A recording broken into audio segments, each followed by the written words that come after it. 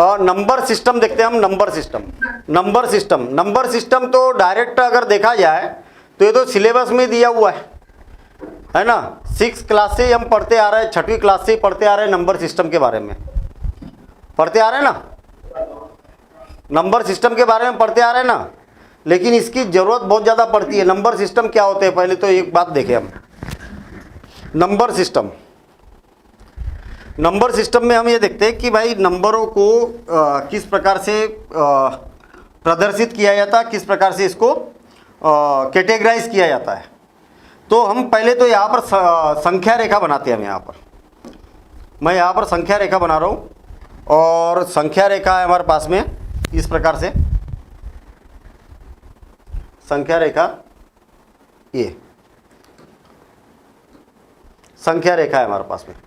इस संख्या रेखा में मैं कुछ संख्या यहाँ पर लिखता हूँ। जैसे मान लिया जाए कि 0 लिख दिया, 1 2 समान दूरी पर, 3 4 5 6 7 और इसी प्रकार से लिखते हुए जाएंगे और कहाँ तक जाएंगे, अनंत तक जाएंगे। ठीक है ना। शून्य से शुरुआत की मैंने संख्याओं को और पूरी गिनती लिखती हुई चली गई हमने, तो कहाँ तक चले गए, ये अनंत तक चले गए। सेम इसी प्रकार से हम ऋणात्मक संख्याओं को लिखते इधर, तो -1 -2 -3 -4 -5 और इस प्रकार से चलते जाएंगे और चलते जाएंगे। कहाँ तक जाएंगे, माइनस अनंत तक जाएंगे। कहने का मतलब संख्या रेखा न तो इधर की ओर खत्म हो रही है और न ही संख्या रेखा इधर की ओर खत्म हो रही है। इधर भी तीर लगा हुआ है और उधर भी तीर लगा हुआ है, और ये मान के चलिए कि आप एक एक कम करते हुए जाएंगे और ये संख्या रेखा चलते जाएगी। अब इस संख्या रेखाओं को जो प्रदर्शित किया जाता है, प्रदर्शित करने के, क्योंकि सबकी कैटेगरी अलग अलग है, सबके गुण अलग अलग है। देखिए यहाँ से अगर आप देखेंगे तो धनात्मक संख्या दिखाई दे रही है, यहाँ से अगर इधर की ओर देखेंगे तो कैसी दिखाई दे रही है, संख्या ऋणात्मक दिखाई दे रही है। 0 न्यूट्रल है, 0 जो है न्यूट्रल है, न तो धनात्मक है और न ही ऋणात्मक है, मतलब न तो पॉजिटिव है न तो नेगेटिव है। मतलब उधर दिखाई दे रहे धनात्मक पॉजिटिव और इधर दिखाई दे रहे ऋणात्मक। इस संख्या रेखा की एक खासियत है, जो नंबर लाइन है इसकी एक खासियत है। कैसी खासियत है, मैं अभी यहाँ पर खड़ा हूँ, मैं जैसे जैसे एक एक कदम आगे बढ़ूंगा वैसे मान इसका बढ़ते जाएगा। इसकी जो वैल्यूज है वो क्या होती जाएगी, बढ़ते जाएगी। तो कितनी बढ़ेगी, समान रूप से बढ़ेगी। कैसे समान रूप से, देखिए इसकी अपेक्षा ये कितना बड़ा है, तो 1 बड़ा है। इसकी अपेक्षा ये कितना बड़ा है, तो 1 बड़ा है। कहने का मतलब इसमें अगर 1 को जोड़ा जाए तो अगली संख्या, 1 को जोड़ा जाए तो अगली संख्या, 1 को जोड़ा जाए तो अगली संख्या। इस प्रकार से जैसे जैसे एक एक कदम पर, 1 कदम है मेरे, देखिए मैं यहाँ से चलना शुरू करूँगा, पहला कदम तो 2 आ गया, फिर तीसरा कदम तो 3 आ गया, फिर चौथा कदम तो 4 आ गया, फिर 5वें कदम पे 5 आ गया। तो एक एक कदम पर क्या होती है, संख्याएं बढ़ते जाती है। एग्जैक्ट सेम इसी प्रकार से इसकी अपेक्षा संख्या ये क्या होगी, बड़ी होगी कि छोटी होगी, बड़ी होगी। ये संख्या क्या होगी, बड़ी होगी, लेकिन दिख तो उल्टी रही है हमें। हम ये बोल रहे हैं कि -4 जो है, -4 जो है वो -3 से बड़ी है, ये ग्रेटर देन है। -3 इज ग्रेटर देन -4, ठीक है ना। दिखाई तो ये वाला 4 नंबर बड़ा दिखाई दे रहा, 3 नंबर छोटा दिखाई दे रहा। तो नेगेटिव जब नंबर लग जाता है तो नेगेटिव नंबर को दूसरे तरीके से हम समझते हैं। देखिए मान लिया जाए कि 2 लोग हैं, एक तो राम है और एक क्या है, मोहन है, ठीक है ना, मोहन है। हुआ क्या कि मैंने राम से पूछा कि अच्छा राम ये बताइए कि आपके पास में कितने रुपए हैं। तो राम ने बताया कि मेरे पास में जो रुपए है वो कितने हैं, 1000 रुपीज़ है। कितने रुपए है, 1000 रुपये है। मैंने मोहन के से पूछा कि क्यों मोहन तुम्हारे पास में कितने रुपए है। तो मोहन ने बोला कि मेरे पास में भी क्या है, 1000 रुपीज़ है। कितने हैं, 1000 रुपीज़ है। तो मैंने राम से बोला कि दिखाओ तुम्हारे पास 1000 रुपीज़ है। तो उसने निकाल के दिखा दिए। मोहन से बोला अच्छा तुम्हारे पास जो 1000 रुपीज़ है वो दिखाओ। तो बोले दिखा नहीं सकता मैं। तो बोले क्यों। तो वो बोलने लगा, बोले कि जो 1000 रुपीज़ मेरे पास में है वो मेरे ऊपर क्या है, कर्ज है। मतलब मेरे ऊपर, मेरे पास में 1000 रुपये नहीं है, मेरे ऊपर 1000 रुपये क्या है, कर्ज है। तो उस बात को बताने के लिए उसको क्या बताना पड़ा कि मेरे पास में 1000 रुपये है, लेकिन वो 1000 रुपये उसके पास है या उसके ऊपर उल्टा कर्ज है। नेगेटिव में है वो, यानी उसके पास में तो 0 रुपये वापस किसी का उसके ऊपर कर्ज है, तो उसको क्या दिखाएंगे हम, ऋणात्मक दिखाएंगे। तो ये प्रदर्शित हो जाएगा कि भैया ये जो मोहन के पास में भी, राम के पास में भी 1000 रुपये है, लेकिन इसके पास में क्या है, धनात्मक रुपये है, इसके पास में केस रखा हुआ है और इसके पास में तो कुछ है ही नहीं, और उल्टा 1000 रुपये। यदि मैं अगर मान लिया जाए कि अगर इससे बोलूँ कि राम के पास में कितने हैं, तो -100 रुपीज़ है, और इसके पास में कितने हैं, तो -150 रुपये है। अब देखिए आपको ये समझ में आ रहा कि मोहन के पास में ऋणात्मक है, यानी कि इसके ऊपर 150 रुपये कर्ज है और इसके ऊपर कितना है, 100 रुपये कर्ज है। तो भैया बड़ा कौन हुआ, तो बड़ा जिसके पास में कम कर्ज है, जिसको कम देना है वो बड़ा हुआ ना, और जिसके पास में ज़्यादा कर्ज है वो क्या हो जाएगा, छोटा हो जाएगा।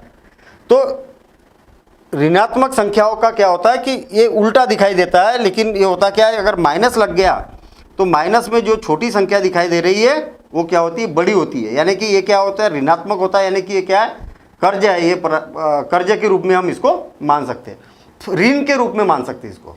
इसी से तो इसका नाम ऋण भी रखा गया, ऋण यानी उसके ऊपर उधारी, ठीक है ना, नेगेटिव। तो इन संख्याओं को प्रदर्शित करने का तरीका क्या होता है, पहली बात तो ये बात क्लियर हो जाए कि जैसे जैसे हम इधर की ओर बढ़ते हैं वैसे वैसे संख्या का मान क्या होता है, बढ़ता है, और जैसे जैसे हम इधर से इधर की ओर जाएंगे तो संख्या का मान क्या होगा, कम होगा। यानी कि 2 जो है वो 1 की अपेक्षा छोटा होगा, -3 जो है वो -2 की अपेक्षा छोटा होगा। जैसे जैसे आगे जाएंगे वैसे वैसे ये होगा, कम होगा।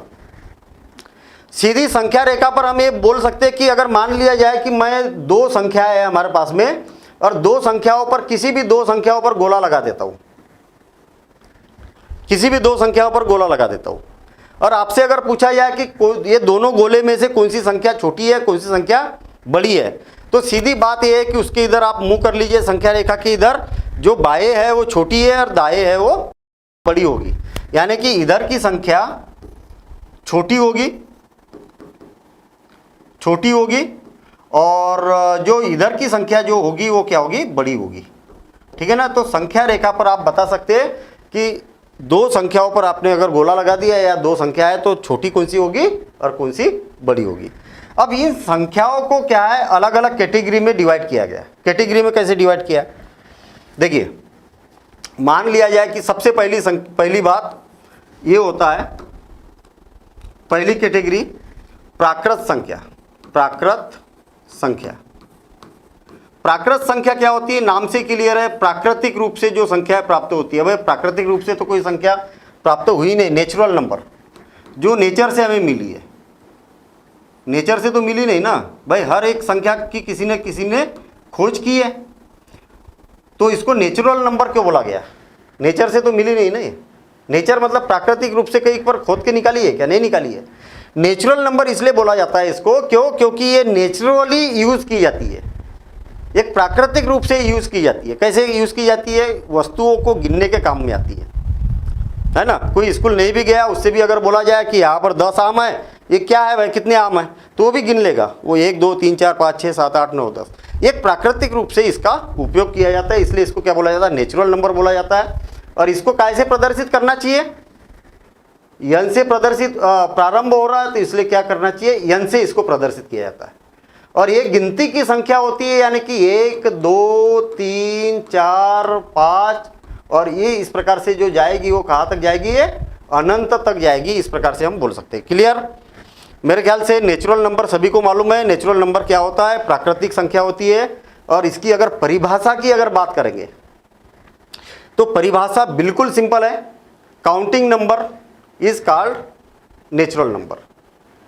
जो गिनती की संख्या है वो प्राकृतिक संख्या कहलाती है, प्राकृत संख्या या प्राकृतिक संख्या इसको बोल सकते हैं। चलिए दूसरा है, गिनने के लिए हमें कई बार ऐसा लगता है कि भाई मान लिया जाए कि ये बॉक्स है और या एक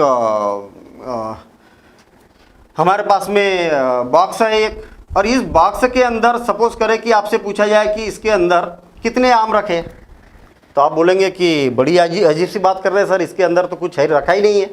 कुछ नहीं रखा मतलब क्या रखा, क्या बोलेंगे हम इसमें, गणितीय भाषा में क्या बोलेंगे, तो कुछ नहीं रखा है। कुछ नहीं रखा मतलब खाली है, खाली है मतलब गणितीय भाषा में कुछ न कुछ कमी एक जो महसूस हुई, और वो कमी की किसने पूरी? पूर्ण संख्या ने। किसने? पूर्ण संख्या। पूर्ण संख्या का मतलब होता है पूर्ण। पूर्ण मतलब होल। होल दिखाई दे रहा आपको? एक होल इसी प्रकार का तो होता है, whole number. Whole number, whole number जिस प्रकार से होल दिखाई देता है, सेम इसी प्रकार से इसको W से प्रदर्शित किया जाता है। और जो काउंटिंग नंबर है, जो गिनती की संख्या है, उसमें एक जीरो को मिला दिया जाता है, इस होल को मिला दिया जाता है। इसमें होल को मिला दिया जाता है मतलब 0 1 2 3 4 और डैश डैश डैश कंटिन्यू।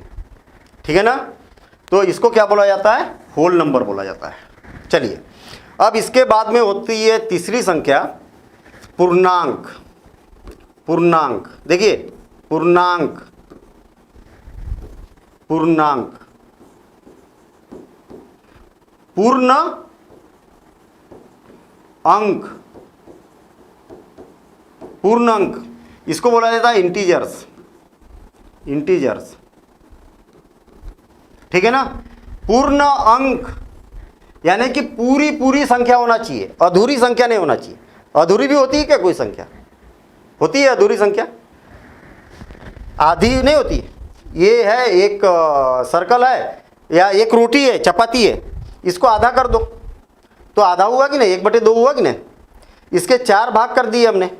कितने भाग किए? 4। और इसमें से मान लिया जाए कि आपको 3 भाग दे दिए तो क्या हो गया? 3/4। पूरी पूरी रोटी मिली है क्या आपको? नहीं मिली है। ये अधूरी संख्या है। अधूरी संख्या को या तो भिन्न के रूप में प्रदर्शित किया जाता है या दशमलव के रूप में प्रदर्शित किया जाता है। 3.579 ये भी पूरी पूरी संख्या है क्या? नहीं है, अधूरी संख्या है ये। ठीक है ना? अगर आपको बोला जाए कि 3.579 रोटी खाना है मुझे, तो क्या करना पड़ेगा आपको? 3 रोटी तो पूरी पूरी मिल जाएगी, और फिर 0.5 बोला है तो मतलब आधी भी मिल जाएगी और आधी भी मिल जाएगी, आधी भी मिल जाएगी उसकी। और फिर 7 लिखा है तो जो आधी बची 10 जो बचा है या पूरी रोटी के क्या करेंगे? 100 टुकड़े करेंगे और 100 टुकड़ों में से 7 टुकड़े मिलेंगे। फिर ये 9 लिखा है, इसको और बाद में डिटेल में समझेंगे हम। ये जो 9 लिखा है तो उस एक रोटी के 1000 टुकड़े करेंगे और 1000 टुकड़ों में से 9वां टुकड़ा मिलेगा। मतलब कितने टुकड़े कर दिए, कितनी छोटी छोटी सी चीज़ें मिल रही है आपको, पूरी पूरी नहीं मिल रही है। यानी कि न तो दशमलव वाली संख्या न तो भिन्नात्मक संख्या। कहने का मतलब जो हमने इस नंबर लाइन पर इस दशमलव वाली जो बातें हैं अभी समझ में नहीं आई होगी, इसको पूरा डिटेल में समझेंगे। जब दशमलव वाला टॉपिक चलेगा अपना तो पूरा दशमलव में कैसे लिखा जाता है, उसका अर्थ क्या होता है, कैसे जोड़ा जाता है, कैसे घटाया जाता है, कैसे गुणा किया जाता है, कैसे भाग दिया जाता है, बिल्कुल छोटी छोटी बातें हम दशमलव पर लगभग अपना आधे घंटे का भी की क्लास होगी, वो वहाँ पर पूरी डिटेल समझेंगे हम दशमलव के बारे में, है ना? तो वो बातें बाद में समझेंगे। अभी तो केवल हम पूर्ण की बात कर रहे हैं, जो पूरी पूरी संख्या रहेगी, जो न तो दशमलव में है न तो भिन्न में है, उसको क्या बोला जाएगा? पूर्ण संख्या बोला जाएगा। ये दिखाई दे रही है आपको, कैसे? देखिए 0 1 2 3 4 और डैश डैश डैश कहाँ तक? अनंत तक। देखिए अनंत इसको बोला जाता है। अनंत का मतलब होता है अपरिभाषित, नॉट डिफाइंड। क्या बोला जाता है? Not defined. देखिए कहाँ तक? अनंत तक नहीं, माइनस अनंत तक। कहाँ तक? माइनस अनंत तक। देखिए माइनस इनफाइनाइट तक, 0 से आगे इनफाइनाइट और इधर भी वापस जाएंगे तो माइनस इनफाइनाइट तक। तो ये पूर्णांक जो होता है ना, ये पूर्णांक भी क्या है कि इसको 4 कैटेगरी में डिवाइड किया जाता है। ठीक है ना? पूर्णांक देखिए, पूर्णांक, ये बात को याद रखना, क्योंकि ये वाली जो बातें होती है ये जब परिभाषित किया जाता है ना तब बड़ा परेशान करता बच्चों को। पूर्णांक, पूर्णांक 4 प्रकार के होते हैं। एक तो होता है धनात्मक पूर्णांक। देखिए इंटीजर, इंटीजर कैसे होता है? एक तो होता है धनात्मक पूर्णांक, धनात्मक, धनात्मक पूर्णांक, धनात्मक यानी पॉजिटिव इंटीजर्स, पॉजिटिव इंटीजर्स। मेरे ख्याल से समझ गए होंगे सभी लोग। पॉजिटिव, देखिए ना ये जो दिखाई दे रहा है ना इंटीजर तो बोला है ना, याद रखना पॉजिटिव मतलब ये वाले यहाँ से इधर, नेगेटिव मतलब इधर से इधर, जीरो क्या है ये न्यूट्रल है, ना तो पॉजिटिव ना तो नेगेटिव, न्यूट्रल है ये। तो हमने जब पॉजिटिव बोला तो ये आ जाएगा पॉजिटिव इंटीजर में क्या हो जाएगा 1 2 3 4 5। और आप देखेंगे कि जो पॉजिटिव इंटीजर है ना ये नेचुरल नंबर ही है। आप पॉजिटिव इंटीजर बोल दीजिए चाहे नेचुरल नंबर बोल दीजिए, दोनों का मतलब एक ही होता है, ठीक है ना। तो फिर बोला क्यों जाता भाई पॉजिटिव इंटीजर? आपको मैं बता दूं कि ये जो है ना प्राकृत संख्या, पूर्ण संख्या, ये वाली नेचुरल नंबर, होल नंबर, जब बड़ी कक्षाओं में जाएंगे आप 10th 11th 10th में भी कई सारी डेफिनेशन इससे दी जाती है, तब सारी की सारी डेफिनेशन है पूर्णांक से दी जाती है। पूर्णांक, धनात्मक पूर्णांक, ऋणात्मक पूर्णांक, अधनात्मक पूर्णांक और ऋणात्मक पूर्णांक। अरे भाई डायरेक्ट इससे दे दो ना परिभाषा, ठीक है ना। लेकिन कल्चर है ऐसा, जब हायर क्लासेस में देखेंगे तो ये इनकी बातें ही नहीं की जाती, ज़्यादातर ऐसी इसी की बात की जाती, पूर्णांक से ही परिभाषा बनाई जाती है। तो ये आपको मालूम होना चाहिए, ठीक है। धनात्मक पूर्णांक, अब क्या हो गया ऋणात्मक पूर्णांक और ऋणात्मक पूर्णांक। सामान्यतः वैसे ये क्या है ऋणात्मक, ये बताया नहीं जाता, अभी 11th 12th क्लास के बाद में बताया जाता, लेकिन 10th क्लास में भी तो बहुपद की परिभाषा इसी से दी है ना। अब एनसीईआरटी में बहुपद की परिभाषा इसी दी है। ऋणात्मक पूर्णांक, ऋणात्मक पूर्णांक, नेगेटिव इंटीजर्स। देखिए नेगेटिव क्या होगा, दिख रहा है ना आपको नेगेटिव, जो नेगेटिव दिखाई दे रहा है वही नेगेटिव इंटीजर है भाई, ये वाला -1 -2 -3 -4 और days days days days continue. देखिए इसके कारण ही ये है ना, इसको इसके लिए आपके पास में कोई स्पेशल वर्ड नहीं था ना, नेगेटिव इंटीजर के लिए था क्या भाई? आपको मालूम था कि प्राकृत संख्या, पूर्ण संख्या, अगर आपको केवल नेगेटिव नेगेटिव दिखाना है तो कैसे देंगे परिभाषा?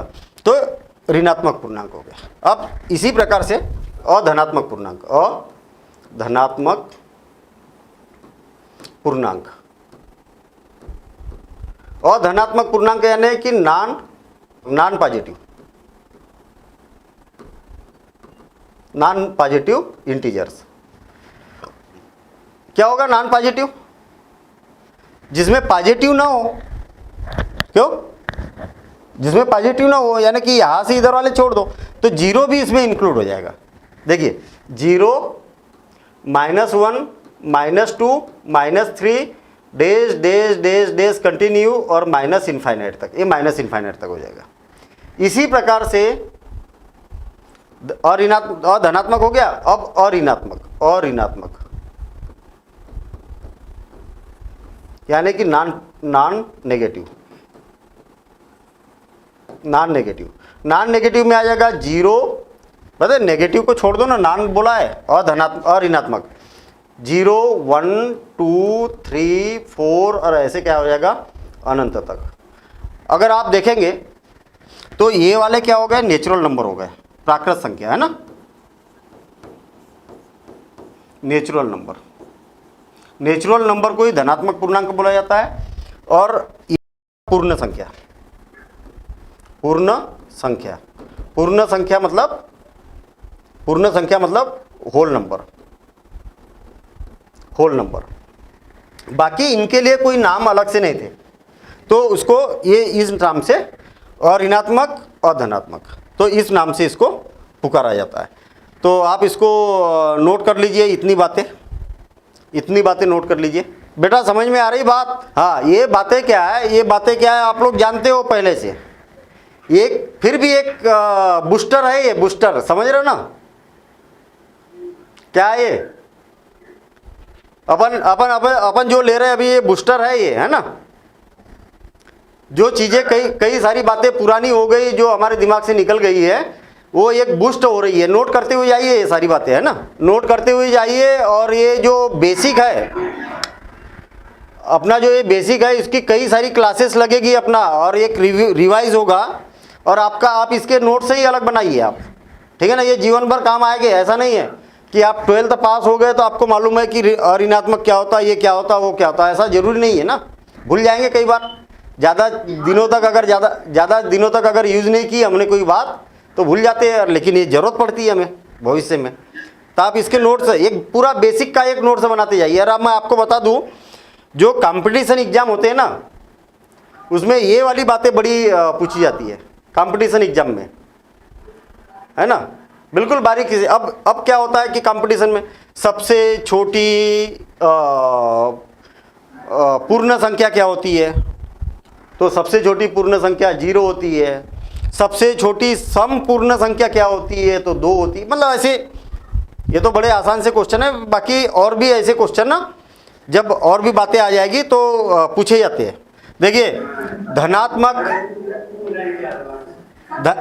धनात्मक नाम से ही स्पष्ट है बिल्कुल। और पूर्णांक, धनात्मक पूर्णांक, तो पूर्णांक तो ये है हमारे पास में।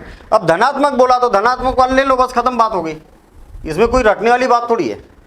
और ऋणात्मक पूर्णांक, तो ऋणात्मक में तो ऋणात्मक वाला ले लो, हो गई बात खत्म। जिसमें माइनस लगा है उसको ले लो।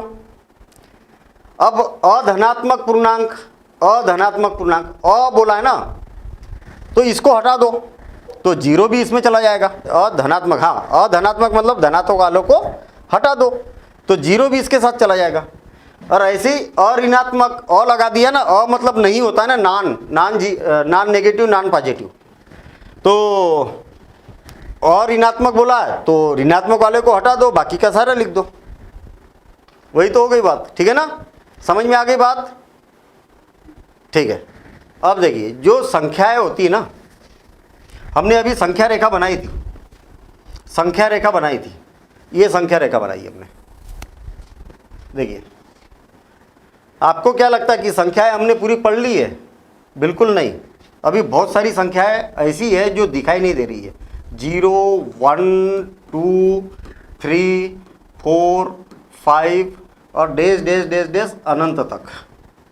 और ऐसी -1, -2, -3, -4, -5 और इसी प्रकार से डेज डेज डेज अनंत तक, माइनस अनंत तक जाएगी। कहाँ तक? माइनस अनंत तक, है ना। अभी जितनी संख्याएं हमें दिखाई दे रही उसके बारे में पढ़ा है हमने। अब ये देखते हैं कि कुछ संख्याएं ऐसी है कि जो नहीं दिख रही हमें। बहुत सारी संख्या इसके बीच में छुपी हुई है। किसके बीच में? कोई भी 2 संख्या लीजिए, इसके बीच में बहुत सारी अनंत संख्याएं छुपी है। इसके बीच में अनंत संख्या, इसके बीच में अनंत संख्या। तो जो इसके बीच में छुपी हुई है ना, वो 2 प्रकार की संख्या है। कौन सी? एक 2 प्रकार की संख्याएं है, वो जो छुपी हुई संख्या है। और वो संख्याएं है रेशनल नंबर और इरेशनल नंबर, है ना। रेशनल नंबर और इरेशनल नंबर, परिमेय संख्या, परिमेय और अपरिमेय संख्या, परिमेय संख्या और अपरिमेय संख्या, अपरिमेय संख्या। चलिए, संख्याएं लिख देता हूँ, बहुवचन लगा देता हूँ, ठीक है ना, क्योंकि कई सारी है ये। तो अब ये परिमेय संख्या और अपरिमेय संख्या क्या होती है, इसके बारे में रेशनल नंबर, रेशनल नंबर और इरेशनल नंबर्स। चलिए, एस भी लगा देता हूं मैं, इरेशनल नंबर, इरेशनल नंबर्स। देखिए, ध्यान देना इधर, ये जो होती है ना, इनफाइनाइट होती है, अनंत होती है, कभी खत्म नहीं। मतलब केवल इनके दोनों के बीच में, इनके दोनों के बीच में, इनके दोनों के बीच में, कोई भी 2 पूर्णांकों के बीच में, 2 इंटीजर्स के बीच में अनंत ये भी होती है, अनंत ये भी होती है। अब होती क्या है? ऐसी संख्या है जिसको P/Q के रूप में प्रदर्शित किया जा सकता है। लेकिन याद रहे कि Q is not equal to 0, Q is not equal to 0, ठीक। कहने का मतलब जिसको आप भिन्न के रूप में प्रदर्शित कर सकते। देखिए, कई बच्चे रटते और तोते के जैसे कि बिल्कुल P/Q के रूप में जो रहेंगे वो परिमेय संख्या, बस रट लिया, परिभाषा याद हो गई, क्योंकि परीक्षा में पूछी जाती है। सीधी बात यह है कि जो भिन्न के रूप में होती है ना, वो संख्या परिमेय संख्या होती है। भिन्न के रूप में 3/5, 7, ये तो भिन्न के रूप में है ही नहीं, है ना। भिन्न के रूप में 1 लगा दो नीचे, 1 भिन्न के रूप में है, जिसको इस रूप में आप प्रदर्शित कर सकते हैं। और क्या क्या कर सकते प्रदर्शित? 9/7 है, अंश बड़ा है, हर छोटा है। 1/5 अंश में 1 है। 0/9 यानी कि 0 बटे, आपको मालूम है कि शून्य में दुनिया की कोई भी संख्या से भाग दे दिया या शून्य को छोड़कर तो शून्य ही होता है। 0/9 बस 8/0 होगी। क्या क्या बोला है? हर में शून्य नहीं आना चाहिए। सिर्फ एक ही कंडीशन है कि हर में शून्य नहीं आना चाहिए, बस। देखिए ये हर में शून्य आ गया तो ये परिमेय संख्या नहीं होगी। मतलब ये बोल सकते हैं हम कि बड़ी एक लिमिटेड संख्या है कि जो कि अपरिमेय संख्या होती है, बड़ी एक लिमिटेड अपरिमेय संख्या। बाकी के इसको छोड़कर सारी की सारी दुनिया की परिमेय संख्या होती है, ठीक है। हालांकि 11th क्लास में फिर आपको और एक प्रकार की संख्या के बारे में पढ़ना पड़ेगा जो अभी यहाँ पर हम नहीं पढ़ेंगे, ठीक है ना। सम्मिश्र संख्या, काल्पनिक संख्या है ना, वो क्या होती है वो बाद में देखेंगे हम, ठीक है। लेकिन अभी हम वास्तविक संख्याओं की बात कर रहे हैं, तो वास्तविक संख्या में अपरिमेय की संख्याओं को छोड़कर बाकी की दुनिया की सारी संख्या परिमेय संख्या होती है, ठीक। काल्पनिक की बात अभी हम नहीं कर रहे हैं, ठीक है। चलिए अब क्वेश्चन ये उठता है कि भाई जो कम होती है उसी को समझ लेते ना हम। ये कम होती है, ये तो बहुत सारी संख्या होती है। चलिए ठीक है, कम प्रकार की संख्या होती है, ये कहने का मतलब ये। अनंत तो ये भी होती है। चलिए ठीक है, देखिए ऐसी संख्या है जिसको आप वर्गमूल के बाहर नहीं निकाल सकते। जैसे मान लीजिए आपको मालूम है कि 1 का वर्गमूल कितना होता है, 1। 4 का वर्गमूल कितना होता है, 2। और 9 का वर्गमूल कितना होता है, तो 3। 16 का वर्गमूल कितना होता है, तो आप बोलेंगे कि 4। कहने का मतलब इनका पूरा पूरा वर्गमूल निकल जाता ना। देखिए पूर्ण संख्या के रूप में प्राप्त हो रही कि नहीं, पूर्ण संख्याओं के रूप में प्राप्त हो रही है। ऐसी संख्या है जिसका पूरा पूरा वर्गमूल नहीं ज्ञात किया जा सकता। जिसका वर्गमूल क्या नहीं होती है, प्राकृत संख्या नहीं होती है। कहने का मतलब 2 का वर्गमूल कितना होगा, तो आप बोलेंगे कि 1 दशमलव कुछ कुछ कुछ कुछ आता होगा, है ना। तो ये वाली संख्या क्या होगी, अपरिमेय संख्या। वर्गमूल 3, वर्गमूल 4 होगा क्या, नहीं। क्यों? क्योंकि इसका वर्गमूल निकालेंगे तो क्या हो जाएगा, पूर्ण संख्या आपको मिल जाएगी, पूर्ण संख्या मिल जाएगी, इसलिए ये नहीं होगा। वर्गमूल 5, वर्गमूल 6, वर्गमूल 7, वर्गमूल 8। आप बोलेंगे कि 8 का तो होता है सर, 8 को तो हम लिखते हैं 2 गुणित 2 गुणित 2, तो एक जोड़ी तो बाहर निकल रही है, तो 2 वर्गमूल 2 हो जाएगा 8 बराबर से। तो आपने तो बोला है कि वर्गमूल के बाहर निकल जाए, तो बाहर ऐसा नहीं, पूरा का पूरा वर्गमूल के अंदर कुछ भी नहीं रहना चाहिए, वही संख्या परिमेय संख्या। बाकी की जो वर्गमूल के अंदर रह जाती है वो सारी की सारी ये अनंत हो जाएगी ना, कई सारी हो जाएगी अनंत, ये अपरिमेय संख्या है, ठीक है। पाई, आप बोलेंगे कि सर पाई का मान तो 22/7 होता है। 22/7 पाई का जो मान होता है वो 22/7 होता है। आपने तो बोला है कि 22/7 मतलब यानी P/Q के रूप में प्रदर्शित कर सकते हैं। P का मान 22 हो गया, Q का मान 7 हो गया, तो ये तो परिमेय संख्या हो गई।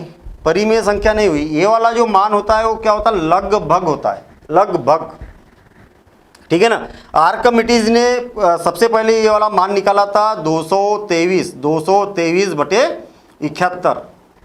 ये बहुत बड़ा मान हो गया था, तो आर्किमिडीज ने ये बोला था कि भैया ये बहुत बड़ा मान है यार, परेशान हो जाते हैं वृत्त का क्षेत्रफल ज्ञात करने में, इसमें उसमें। तो उसने बोला कि 22/7 के हिसाब से भी कैलकुलेशन करेंगे तो थोड़ा सा ठीक ठाक आएगा, ऐसा आर्किमिडीज ने बोला था। फिर आर्यभट्ट जी ने बोला कि नहीं आर्किमिडीज जी, ये वाला जो मान है अशुद्ध मान है, ये बहुत ही गड़बड़ मामला है ये।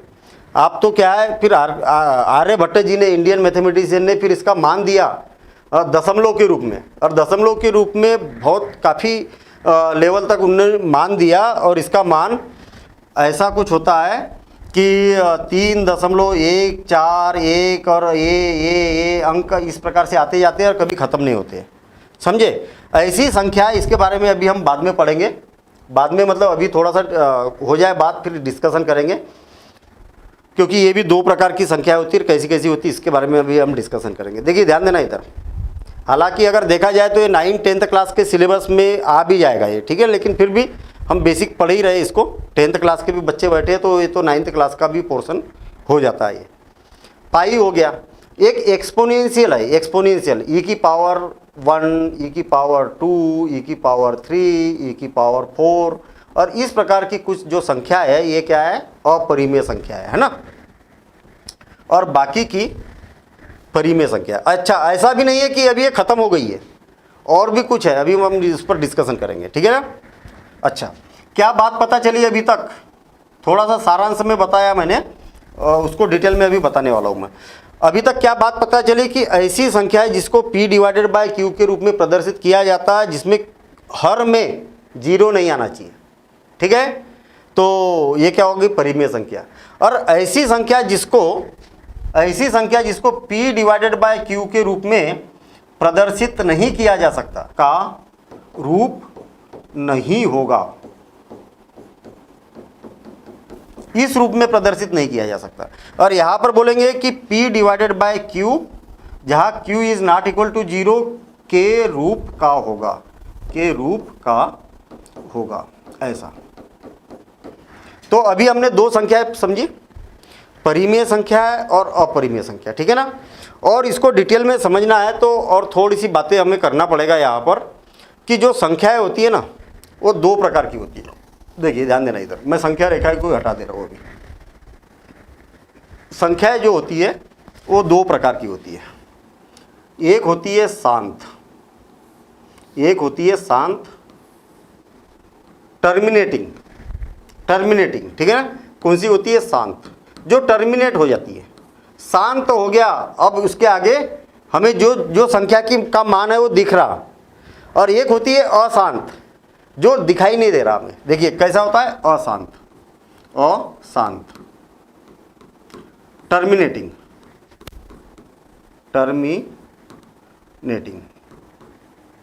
ठीक है, टर्मिनेटिंग। और ये होता है नहीं अशांत, नॉन टर्मिनेटिंग, ठीक है, और ये होता है टर्मिनेटिंग। शांत का मतलब क्या हुआ, जैसे देखिए 3.5, इसका मान क्या लिखा है मैंने, 3.5 लिखा है, मतलब 3.5 है ना, 3.5 मतलब 3.5, 9.74198 फिक्स है ना। इसके आगे कुछ आने वाला है क्या, नहीं आने वाला है, फिक्स है, इतना निश्चित है ना। 0.0000001 निश्चित मान, आगे डैश लगाने की जरूरत नहीं पड़ी हमें। अशांत जो होता है ना, अशांत भी दो प्रकार के होते हैं, ठीक है, और वो होते हैं पुनरावृत्ति और अपुनरावृत्ति, ठीक है ना, जिसमें रिपीटिंग और नॉन रिपीटिंग, रिक्यूरिंग और नॉन रिक्यूरिंग, ठीक है। देखिए संख्याएं देखिए आप कैसी, 0.3333333, अरे खत्म ही नहीं हो रहे भाई, एक में 3 का भाग दे दो, हैं, तो देखिए आप 3 में भाग नहीं जा रहा तो 0.10 हो गया, 3 3 जा 9 बच गया 1, 3 3 जा 9, 0 उतारा 9, फिर बच गया 1, अरे ये तो हमेशा 1 बच जा रहा भाई, 3 3 या 9, और फिर बच गया 9, तो फिर बच गया 1 है, अरे कभी ख़त्म ही नहीं हो रहा, चलते जाएगा, और इसी प्रकार से चलते जाएगा, ये रिपीट हो रहा है बार बार, और नहीं बता पा रहे हम इसका मान कितना हो रहा। 0.74874, अरे जितने बार करते जाएगा 748 आते रहेगा, 748, इस प्रकार से चलते जाएगा, ठीक है ना। एक संख्या होती है कि रिपीट नहीं होता भैया इसमें, जैसे मान लिया जाए कि 0.1419378465895 हो क्या रहा है यहाँ पर, कोई एक पैटर्न पर नहीं चल रही है ये, कि ऐसा नहीं कि ये आगे 141 आया, फिर 14 आया, फिर 141 आया, भाई यहाँ पर 4 आया, 4 और भी आया, लेकिन यहाँ 4 के बाद में 19375 है आया, यहाँ पर वैसा का वैसा आया क्या, नहीं आया, जबकि इसमें ऐसा हो रहा था 748 रिपीट हो रहा है ना, पुनरावृत्ति हो रही है, इसमें पुनरावृत्ति नहीं हो रही है। अच्छा, कई सारी संख्या हो सकती है, 0. 103 है, या ऐसा लिखता हूँ मैं 100, 10 या 100, 1000, ये 4 जीरो आ गए, फिर 5 जीरो, कितने 3 जीरो थे, ये 4 जीरो हो गए, फिर 5 जीरो हो गए, फिर 6 जीरो हो गए। अरे ये चलते जा रहा, क्यों रिपीट हो रहा है क्या? कितने जीरो? 5, ये 6 जीरो आ गए, रिपीट हो रहा है क्या? आप बोलेंगे रिपीट जैसा दिख रहा, लेकिन है नहीं रिपीट। देखिए ना, 100 आया, एग्जैक्ट 100 आया क्या? नहीं। एग्जैक्ट 100 आया क्या? नहीं, बीच में और नंबर फंसे हुई है। इसका मतलब ये क्या है? एक पैटर्न नहीं है इसमें, पैटर्न नहीं है, ठीक है ना। ये हो क्या रहा? रिपीट नहीं हो रहा, पुनरावृत्ति नहीं हो रही। जब भी ये वाली जो संख्या है मैंने यहाँ पर लिखी है ना, ये वाली जो संख्या लिखी है ना, ये संख्या ऐसी है कि जिसकी पुनरावृत्ति नहीं होती। अगर इसका वास्तविक मान अगर निकाला जाए तो इनकी पुनरावृत्ति नहीं होती है कभी, और ख़त्म भी नहीं होता है कभी, ठीक है ना। तो ये याद रखें कि ये जो अपरिमेय संख्या है ना, इसकी खासियतें ये होती है कि इनके जब आप मान निकालते हैं तो वो आते जाएंगे आते जाएंगे आते जाएंगे, कभी जीवन में ख़त्म नहीं होंगे, पुनरावृत्ति नहीं होगी। तो इसको लिखने में बड़ी समस्या है। भाई लिखेंगे कैसा?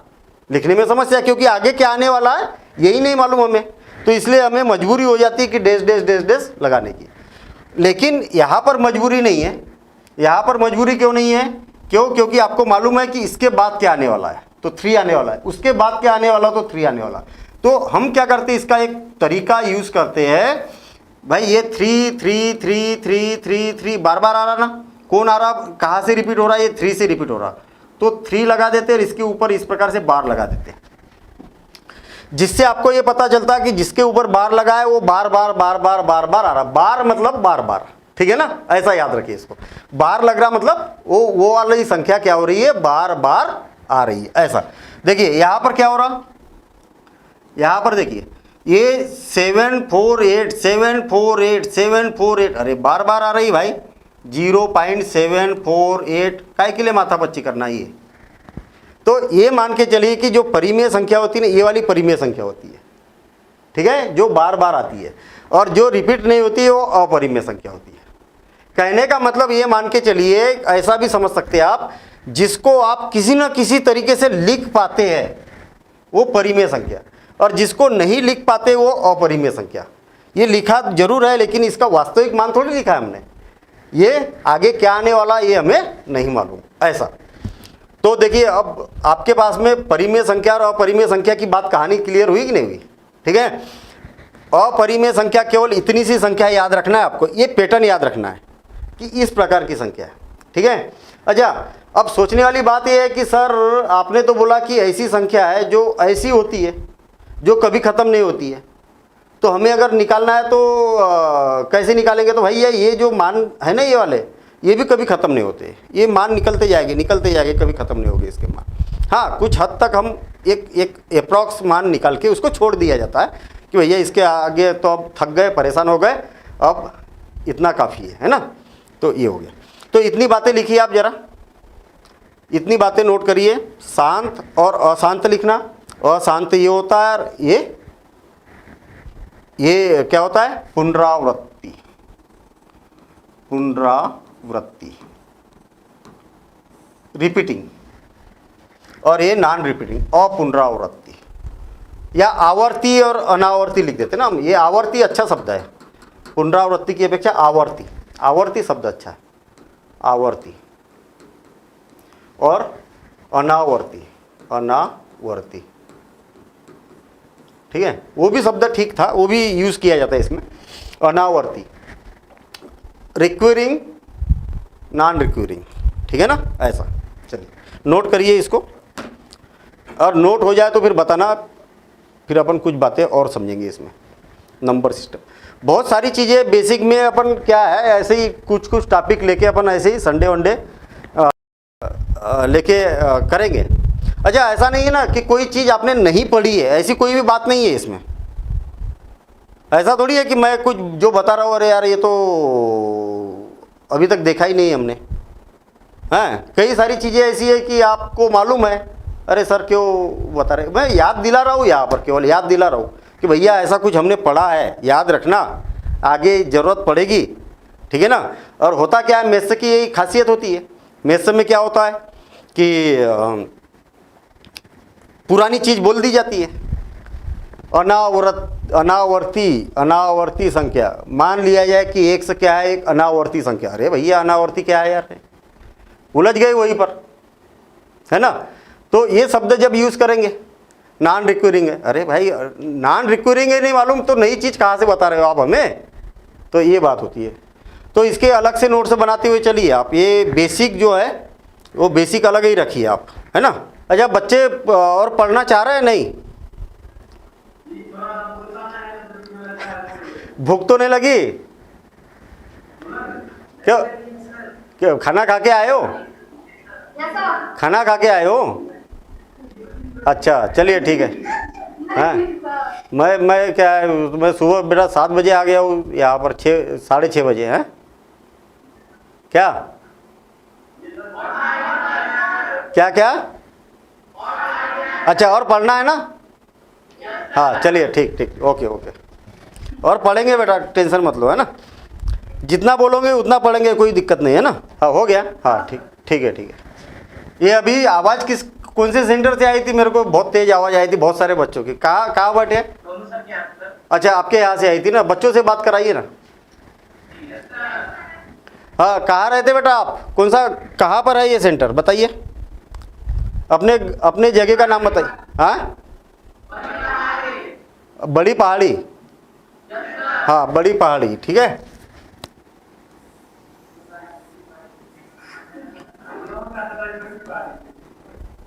देखिए ध्यान देना इधर, बड़ी पहाड़ी है, बड़ी पहाड़ी है ना।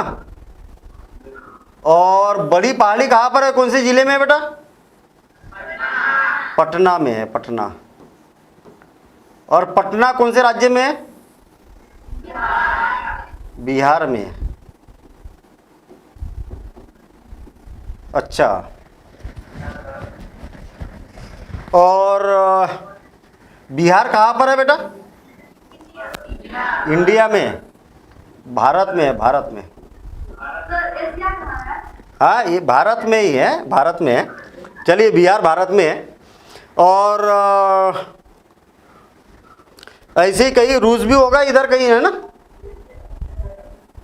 क्यों इधर कहीं रूस होगा कि नहीं होगा? रूस लिख दिया मैंने। अच्छा ये पूरा विश्व ये है, पूरा विश्व है ना। ये कौन सा है? विश्व। क्या है ये? विश्व है ये, विश्व। देखिए एक चीज बताइए मुझे, बड़ी पहाड़ी में आप लोग रहते हो? तो बड़ी पहाड़ी में जितने भी लोग रहते हो पटना में रहते क्या? पटना डिस्ट्रिक्ट में? बड़ी पहाड़ी में रहने वाले सभी बच्चे पटना डिस्ट्रिक्ट में रहते हैं? अगर मैं बोलूंगा कि बड़ी पहाड़ी के सभी बच्चे पटना में रहते हैं तो सही है? और मैं अगर बोलूंगा कि पटना के सभी बच्चे बिहार में रहते हैं तो सही बोल रहा हूँ क्या मैं? और बड़ी पहाड़ी के सभी बच्चे बिहार में रहते हैं, वो सही बोल रहा हूँ? और बड़ी पहाड़ी के सभी बच्चे भोपाल में, भारत में रहते हैं, और पटना के भी सभी भारत में रहते हैं, और सब बिहार के भी भारत में रहते हैं, और बड़ी पहाड़ी के बच्चे विश्व में रहते हैं, सही है? और रूस के बच्चे विश्व में रहते हैं, सही बोल रहा हूँ कि नहीं बोल रहा हूँ मैं? रूस के सभी बच्चे विश्व में रहते हैं, सही बोल रहा हूँ? और रूस के सभी बच्चे भारत में रहते हैं, गलत। रूस के सभी बच्चे बिहार में रहते हैं, गलत। उधर से इधर रहते हैं, नहीं। अच्छा भारत के सभी बच्चे बिहार में रहते हैं, सही बोल रहा हूँ? अरे भारत के सभी बच्चे, मध्य प्रदेश का बच्चा बिहार में रहता है क्या? अच्छा भारत के सभी बच्चे बिहार में रहते हैं क्या? और भारत के सभी बच्चे पटना में? सेम इसी प्रकार से बेटा ये प्राकृत संख्या है। देखिए प्राकृत संख्या यानी कि नेचुरल नंबर, और ये वाला है पूर्ण संख्या। देखिए ध्यान देना इधर, पूर्ण संख्या यानी कि होल नंबर, और ये है इंटीजर, ठीक है ना। इंटीजर का मतलब पूर्णांक, ठीक है, पूर्णांक। इसको मैंने बताया नहीं आपको कि कैसे प्रदर्शित किया जाता, आई से इंटीजर या तो फिर जेड से भी, जेड से भी इसको प्रदर्शित किया जाता है। और ये है परिमेय संख्या। ये क्या है? परिमेय संख्या, ठीक है। और ये है अपरिमेय संख्या, अपरिमेय संख्या, अपरिमेय संख्या, ठीक है। अब क्या होता है कि जितनी भी प्राकृत संख्या, क्योंकि ये तो होती है 1 2 3 4 5 डेज डेज डेज कंटिन्यू, और ये होती है 0 1 2 3 4 और ये कंटिन्यू, और ये होती है 0 1 2 3 हैं और लगातार, और ये भी इधर भी ऋणात्मक -1 -2 -3, ये सारी की सारी संख्या माइनस अनंत तक। और परिमेय संख्या जो होती है 3/5 हैं, 9 -8 -3/7 हैं, ये सारी क्या होती है? परिमेय संख्या होती है। और भी कई अनंत है ना। अब ऐसे क्वेश्चन पूछे जाते हैं कि क्या सभी प्राकृत संख्या पूर्ण संख्या है? सभी, अब आवाज क्यों कम हो गई? सभी प्राकृत संख्या पूर्ण संख्या है? सभी प्राकृत संख्या पूर्णांक है? जब भी सब्जेक्ट वाली बात आती है थोड़ी सी आवाज कम हो जाती है अपनी, और इधर उधर की बातें आती है तो फिर फटाफट समझ में आती है बातें हैं। अभी यहाँ देखना, प्राकृत संख्या सभी परिमेय संख्या है? अच्छा, अब भूलोगे तो नहीं कभी? क्या सभी परिमेय संख्या पूर्णांक है? क्यों? क्योंकि यहाँ भैया ये 3/5 तो पूर्णांक होता ही नहीं है। भारत में रहने वाला सभी व्यक्ति, मध्य प्रदेश में रहने वाला बिहार में थोड़ी रहता है, यूपी वाला थोड़ी बिहार में रहता है, नहीं रहता है। तो बाहर से अंदर की ओर जाओगे तो गलत, और अंदर से बाहर की ओर जाओगे तो सही। मतलब कहने का मतलब अपरिमेय संख्या ये क्या है? वास्तविक संख्या। ये जो विश्व है ये वास्तविक संख्या है। क्या है? वास्तविक संख्या। कहने का मतलब विश्व में रहने वाला व्यक्ति, विश्व में रहने वाला व्यक्ति है, यानी कि वास्तविक संख्या। ये पूरी की पूरी जितनी भी हमने लिखी है ना भैया, विश्व में रहने वाला व्यक्ति पाकिस्तान में भी रहता है, रूस में भी रहता, अमेरिका में भी रहता। अभी जो लड़ाई चल रही थी, कहाँ चल रही थी? रूस में और यूक्रेन में भी रहता है, सब जगह रहता है विश्व में रहने वाला आदमी, ठीक है ना। तो इस प्रकार से याद रखना, आप याद रहेगा मेरे ख्याल से। को बना लीजिए आप, यहाँ पर अपने गांव का नाम लिख लेना, यहाँ पर पटना तो अपने डिस्ट्रिक्ट का नाम लिख लेना, यहाँ पर अपने राज्य का नाम लिख लेना, तो इससे याद रहेगा कि भाई ऐसा ऐसा होता है इसमें, ठीक है ना। और नोट कर लीजिए इसको। हाँ जी, हाँ हाँ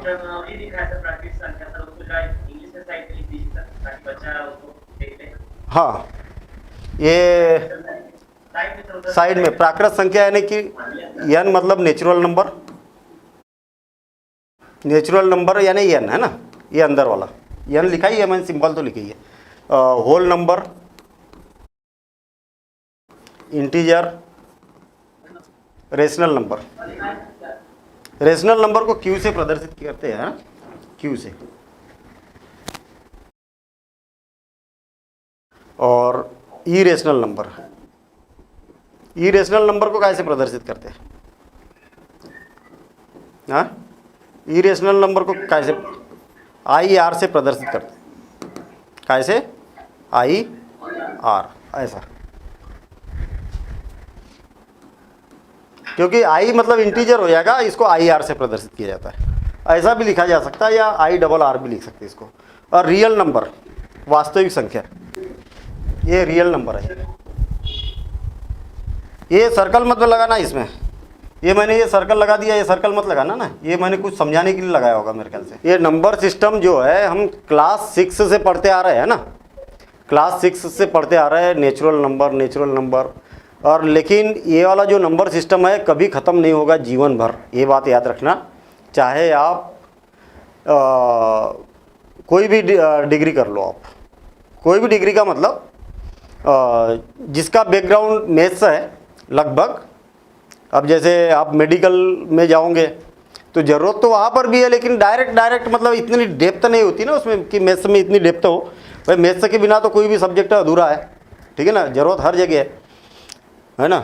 लेकिन मैथमेटिक्स में अगर आप जैसे जाते हैं, ये इंजीनियरिंग भी अगर करते हैं तो वहाँ पर भी आपको बीच बीच में बोला जाएगा भैया ये रियल नंबर है, ये पॉजिटिव रियल नंबर है, नेगेटिव रियल नंबर है।